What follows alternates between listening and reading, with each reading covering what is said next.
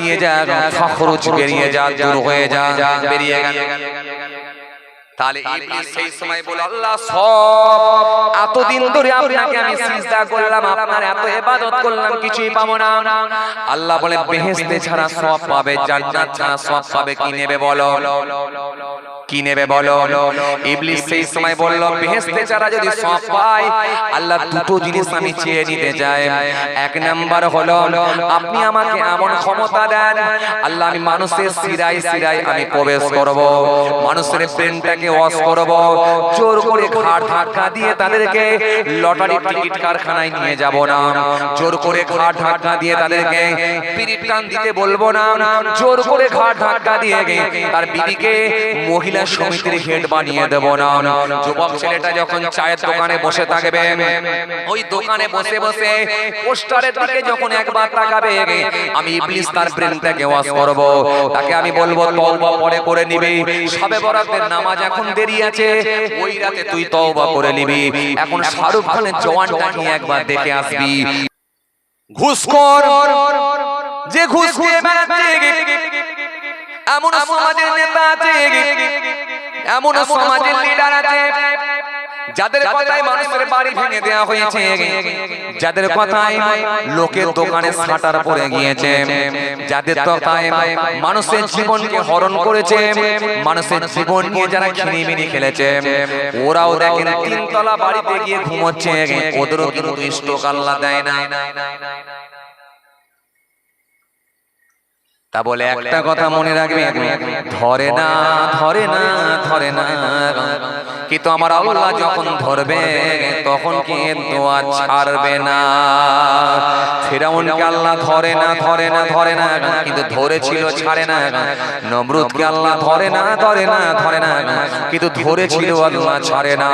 সাদ্দাতকে আল্লাহ ধরে না ধরে না ধরে না, কিন্তু ধরেছিল ছাড়ে না। কারোকে আমার আল্লাহ ধরে না ধরে না ধরে না, কিন্তু ধরেছিল ছাড়ে না। আবু জাহেলকে ধরে না ধরে না ধরে না, ধরেছিল ছাড়ে না।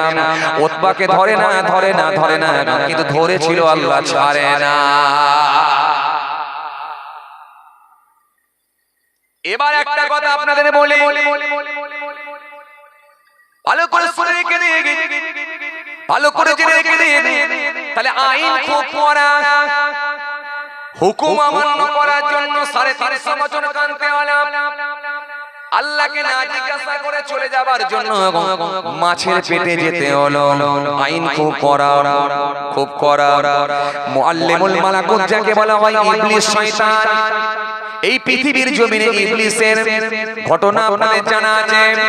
পৃথিবীর জমিনে এমন কোন জায়গা নাই যেখানে ইবলিস শয়তানের সিজদা নাই। সারা পৃথিবীতে এমন কোন জায়গা নাই যেখানে ইবলিস শয়তানের সিজদা নাই। সারা আসমানের মধ্যে এমন কোন জায়গা নাই যেখানে ইবলিস শয়তানের সিজদা নাই। সব জায়গায় ইবলিসের সিজদা আছে। এমনকি ফেরেশতাদের থেকেও তার শয়তান আগিয়ে গিয়েছিল। ইবলিসের বাপের নাম হলো খবিস, মায়ের নাম হলো নীলবিস।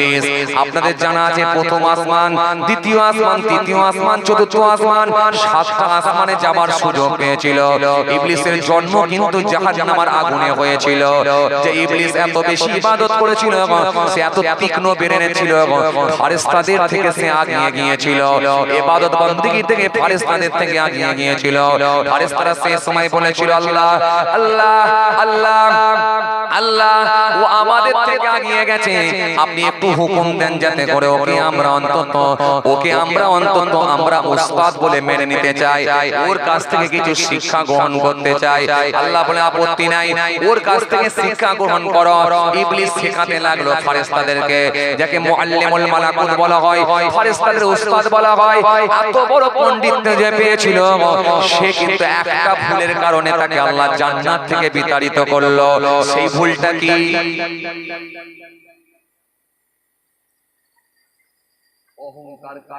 অহংকার। অহংকার, এই অহংকার করেছিল কেন? আদমের থেকে আমি শ্রেষ্ঠ। আল্লাহ বলে এটা মেনে নিতে পারবো না, বেরিয়ে যা, ফখরুজ বেরিয়ে যা, দূর হয়ে যা, বেরিয়ে গেল। তাহলে ইবলিস সেই সময় বলে, আল্লাহ সব এতদিন ধরে আপনাকে আমি সিজদা করলাম, আপনার এত ইবাদত করলাম, কিছুই পাবো না। আল্লাহ বলে, বেহেশতে ছাড়া সব পাবে, জান্নাত ছাড়া সব পাবে, কি নেবে বলো, কি নেবে বলো? ইবলিস সেই সময় বলল, বেহেশতে ছাড়া যদি সব পাই, আল্লাহ দুটো জিনিস আমি চেয়ে নিতে চাই।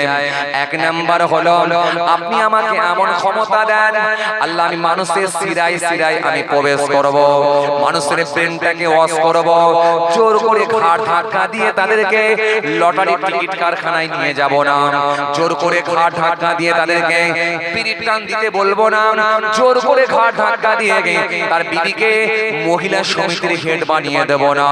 যুবক ছেলেটা যখন চায়ের দোকানে বসে থাকবে, ওই দোকানে বসে বসে পোস্টারের দিকে যখন একবার তাকাবে, আমি ইবলিস তার ব্রেনটাকে ওয়াশ করব, তাকে আমি বলবো তওবা পরে করে নিবি, শবে বরাতের নামাজ এখন দেরি আছে, ওই রাতে তুই তওবা করে নিবি।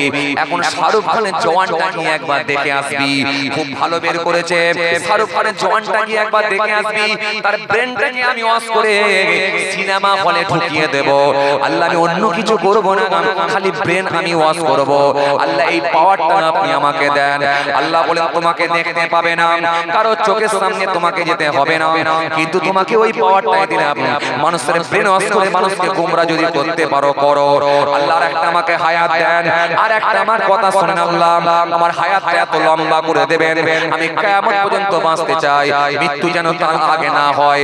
আল্লাহ বলেন, দুটোই তোকে আমি দিয়ে দিলাম, যা দুটোই তোকে দিয়ে দিলাম, দুটোই তুই নিয়ে চলে যা, যা তোকে জান্নাত ছাড়া আমি আল্লাহ সবই দেবো বলেছিলাম, তুই দুটো চেয়েছিস, দুটোই দিয়ে দিয়েছি।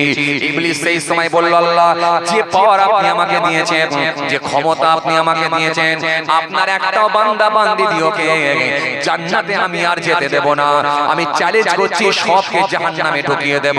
আমার আল্লাহ সেই সময় চ্যালেঞ্জ করে বললেন, হে ইবলিস শুনে রেখে দে, আমি আমার ইজ্জতের কসম করে বলি, যখন কোন বান্দা গুনাহ করেছে, কোন বান্দা সুদ খেয়েছে, লটারির টিকিট কেটেছে, মিথ্যা কথা বলেছে, মিথ্যা কথা বলেছে, আমানতের খেয়ানত করেছে, সব বান্দার ভেতরে গুনাহ আছে, কিন্তু তার নিজের গুনাহটার কথা মনে করে বান্দা যদি একবার সচ্চা তওবা করে আমি আল্লাহর কাছে ফিরে আসতে পারে, আমি আল্লাহ কথা দিচ্ছি তার পূর্বের গুনাহগুলোকে সব মাফ করে দেব।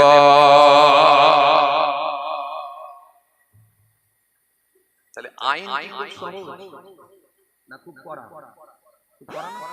কড়া না? তাহলে খুব কড়া যদি না হতো, সমস্ত জায়গায় ইবলিসের সিজদা, তারপর আল্লাহ বলে তোকে জান্নাত দেব। কেন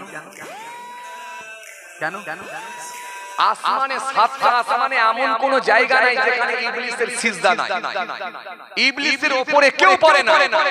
তাহলে সেই ইবলিসকে আল্লাহ বেরিয়ে যা, দূর হয়ে যা, কারণ তুই আদমকে সিজদা দিসনি, আল্লাহ আল্লাহকে দেব কিন্তু আদমকে না, কারণ আদম মাটির তৈরি, তার থেকে আমি শ্রেষ্ঠ। ইবলিস যুক্তি খাটিয়েছিল, আল্লাহ আপনাকে আমি দেব। আল্লাহ বলেছেন, শোন, আমাকে দিবি এটা ঠিকই, আমাকে মানিস এটা ঠিকই, কিন্তু আমাকে মানতে হলে আমার কথাটা মেনে নিতে হবে, এটা ঠিকই। আর যে আমার কথা অমান্য করলো সে আমাকে হুকুম, যে আমার হুকুম অমান্য করলো সে আমাকে অমান্য করলো। সুতরাং আমি কোনো এখানে কম্প্রোমাইজ চলবে না। বেরিয়ে এত সিজদা দেওয়ার পর আল্লাহ বের করে দিলেন। তাহলে আইন কি খুব সহজ না কঠিন? কথা বলছেন না কেন? কঠিন না? খুব কঠিন। কিন্তু এবারে মনে রাখেন, আমরা সাধারণ মানুষদের জন্য আল্লাহ বলেছিলেন, আমার বান্দারা যত পাপী করুক না কেন, তওবা করে আমি আল্লাহর কাছে একবার ফিরে আসে, আমি আল্লাহ কথা দিচ্ছি তার পূর্বের গুনাহগুলোকে maaf করে দেব। জোরে বলবেন না? আরো জোরে বলবেন না? আমাদের জন্য খুব সহজ। কেন? ভালো করে শুনেন, ভালো করে শুনেন। ভালো স্টুডেন্টদের ভেতরে ভালো রেজাল্ট করা খুব কঠিন। ভালো স্টুডেন্টদের ভেতরে ভালো রেজাল্ট করা খুব কঠিন। সবকটাই মিশনের স্টুডেন্ট, সবকটাই মাধ্যমিকের 10টা ক্যান্ডিডেট 10টাই মাধ্যমিক দেবে, সবকটাই মিশনের। এরা প্রত্যেককে স্টার পাবে, লেটার পাবে, কেউ কিন্তু কম নয়। কিন্তু এদের ভেতরে যে 1 নম্বর, 2 নম্বর, 3 নম্বর বেশি পাবে, সেই ফার্স্ট, সেকেন্ড, থার্ড। কথা বুঝতে পারছেন কি বলছি? এর সবকটাই ভালো স্টুডেন্ট, আর খারাপ স্টুডেন্টদের ভেতরে ভালো রেজাল্ট করা সবথেকে সহজ। কেন? কার ভেতরে সিনেমা, কার ভেতরে লটারি, কার ভেতরে যাত্রা, কার ভেতরে ফাংশন, কার ভেতরে লটারি, কার ভেতরে ঘুষ, মদ, কার ভেতরে হিংসা, কার ভেতরে রিয়া, কার ভেতরে গীবত, কার ভেতরে আপনার কি বলে চগলখড়ি, কার ভেতরে পরনিন্দা, আমানতের খেয়ানত, আল্লাহ বলে কম দিয়া ভালো মালের সঙ্গে খারাপ মাল পাইল করে দিয়া, পেট্রোলের সঙ্গে কেরোসিন পাইল করে মোটরসাইকেল ট্যাঙ্কে ভরে দেওয়া, বিকেলে চপ সিঙ্গারা সকালবেলা তেলে গরম করে দূরের কাস্টমারদেরকে ভরে দেওয়া, সবই তো ঢুকে আছে। সকালের টাটকা মাছের রক্ত নিয়ে বেলা 12টার সময় পচা মাছের উপরে লাগিয়ে দিয়ে বিক্রি করে দেওয়া, সবই তো দুমাসলা। কথা বুঝছেন? সবই তো ভেজাল। এবারে এর ভেতরে যদি আল্লাহ আর করব না, চোখের পানি কেঁদেছে আর বলছে আল্লাহ আর করব না, আমি ওয়াদা দিচ্ছি আল্লাহ লটারি আর কাটবো না, ওয়াদা দিচ্ছি লটারি কাটবো না, ওয়াদা দিচ্ছি ওইটাকে আমি ঘৃণা করছি, ওয়াদা দিচ্ছি ওই ওনার কাছে আজও যাব না। যখন এইভাবে প্রতিশ্রুতি দিয়ে ফিরে এসে আল্লাহর বিধানকে মেনে নেবে, আল্লাহ ইচ্ছা করলে তার পূর্বের গুনাহ maaf করে দিতে পারে। জোরে বলবেন না? জি, 12 বছর জিনা করেছিল, আপনাদের জানা আছে, কুকুরকে খালি পানি খাইয়ে